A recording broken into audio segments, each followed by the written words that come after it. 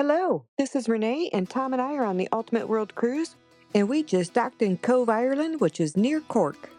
Have you ever reunited with a family after a long time apart, only to realize how much you've missed them?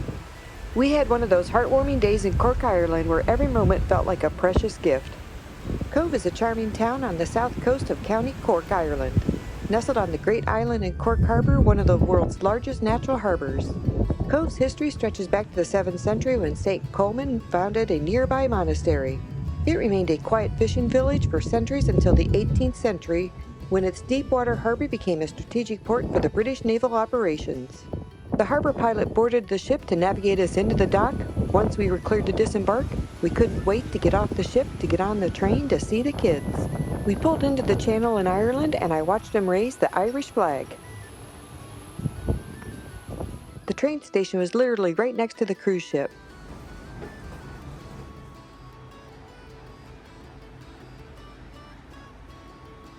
The ride was a quick 20 minutes, but the excitement made it feel like an eternity. We couldn't wait to see our family. Cobh's maritime history is also marked by tragedy. It was the final port of call for the RMS Titanic in 1912 before its ill-fated voyage. And then in 1915, survivors and victims of the RMS Lusitania, torpedoed by a German U-boat, were brought to Cobh. During the 19th and 20th centuries, over 2.5 million Irish people departed from Cobh for North America and beyond, making it a significant port of departure during the Great Famine. With address in hand, we set off to meet them at the hotel. Little did we know that one of the kids was going to meet us at the train station. Their smiles and warm hugs filled our hearts. A short 10-minute walk later, we arrived at the hotel where we were reunited with our other son and daughter-in-law and our adorable grandson. It was a moment of pure joy and one that reminded us of why family time is so precious. And inside the hotel was a very cool waterfall.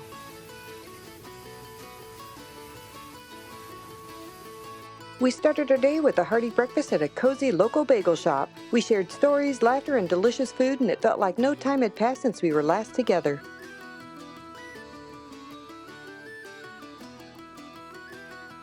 Then it was off to the Blarney Castle. Climbing the narrow steps was an adventure in itself. The Blarney Castle is one of Ireland's most famous and historical landmarks. The first fortification on the site was a wooden structure built around the 10th century. This was replaced by a stone structure in 1211, which was then destroyed. The current castle was built in 1446.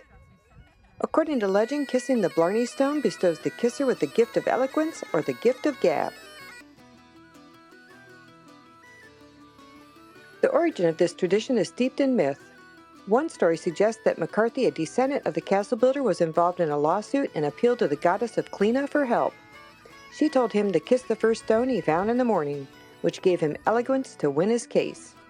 The stone was later incorporated into the castle. Prominent figures who have visited the castle range from Winston Churchill, Ronald Reagan, Mick Jagger, and Sir Walter Scott. We stood in line over 90 minutes to be able to get to the top. We all chose not to kiss the Blarney Stone because it's kissed by thousands daily. Like even the stone feels really cold.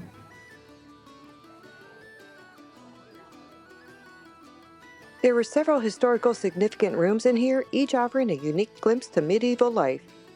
The Great Hall, the Chapel, the Kitchen, the Banquet Hall, the Murder Hole Room, the Earl's Room, the Young Lady's Bedroom, the Priest Room, the Family Room, the Tower Rooms, the Dungeon, and of course the Blarney Stone Room. But what I want to tell you about is the Murder Hole Room. We originally thought they poured hot oil down to repel attackers. Historical records indicate that it was not typically used in medieval European castles due to the impracticality and danger involved. Instead, defenders of castles, including those in rooms like the Murder Hole Room at the Blarney Castle, more commonly poured boiling water, sand, or quicklime, or dropped stones and other heavy objects to repel attackers trying to breach the gate or walls. We'll see the Murder Hole Room on the way down.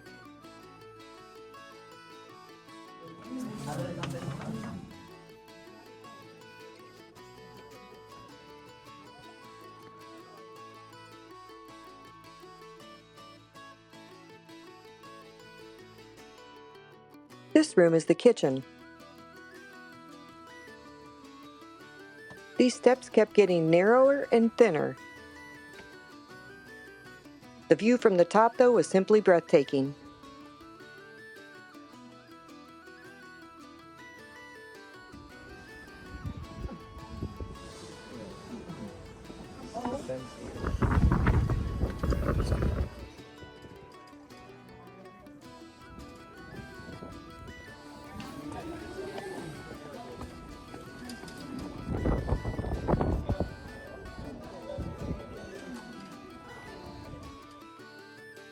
Once we got to the top, we waited for people to kiss the Blarney Stone, and then we journeyed back down.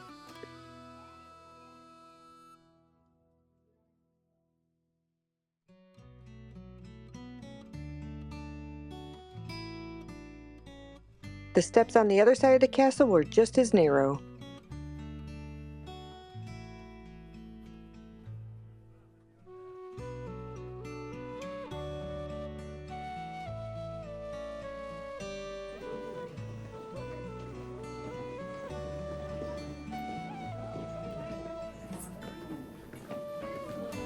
And then we pop out to the murder hole room. The grates that covering where they poured the boiling water.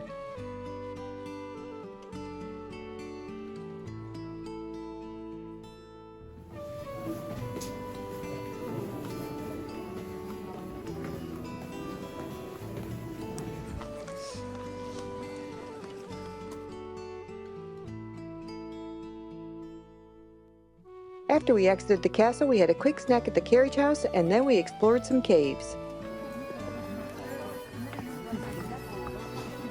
The cave at Blarney Castle is located beneath the historical structure. It served as a refuge and storage area during times of siege and conflict. Its hidden entrance and underground passages provide a safe hiding place for the castle's occupants and a secure spot to store food and supplies.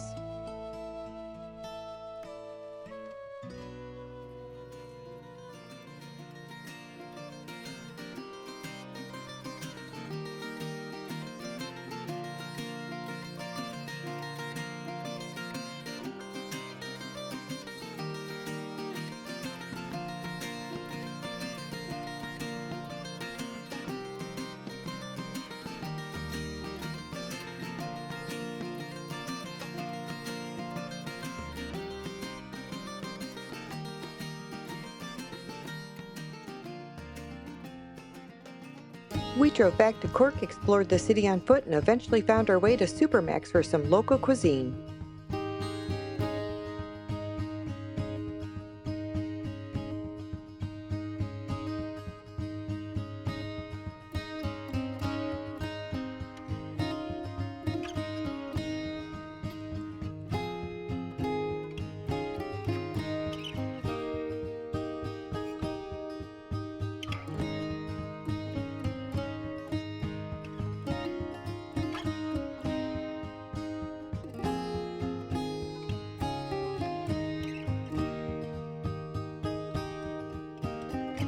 Paper straws.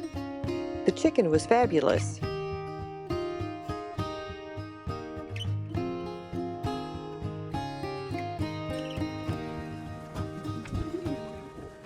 We then continued our tour and stopped at a local pub for some Guinness.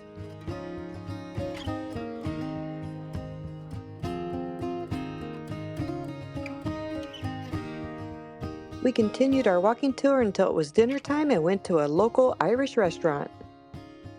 The highlight of the night was a visit to a pub with live Irish music. The lively tunes, the cheerful atmosphere, and the sense of togetherness made it a night to remember. But then the hardest part, saying goodbye. Walking back to the train, our hearts were heavy. We hugged our kids and grandson tightly, not wanting to let them go. It's moments like these that reminded us how deeply we love and miss them. We made it back to the ship in time for the folkloric show, our minds still filled with joy of the day's memories. It's a good reminder of the importance of family and the joy of reunions and the bittersweet nature of goodbyes.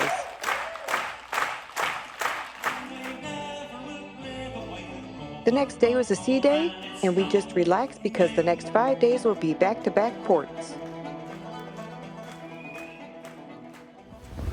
Total miles sails in throughout Miami, and that is 63,104 nautical miles. And the remaining distance to Miami is another 11,042 nautical miles. The other question that came up was the extra fuel used going around Africa, and that was 2,000 metric tons. Here's the entertainment for the evening.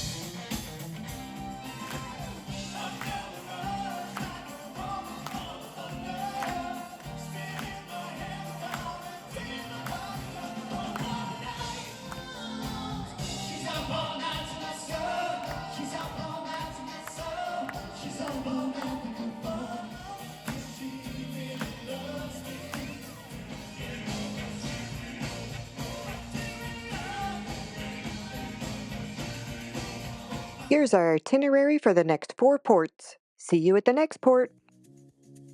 Make sure to like, subscribe, and ring that bell for more adventures from every corner of the globe.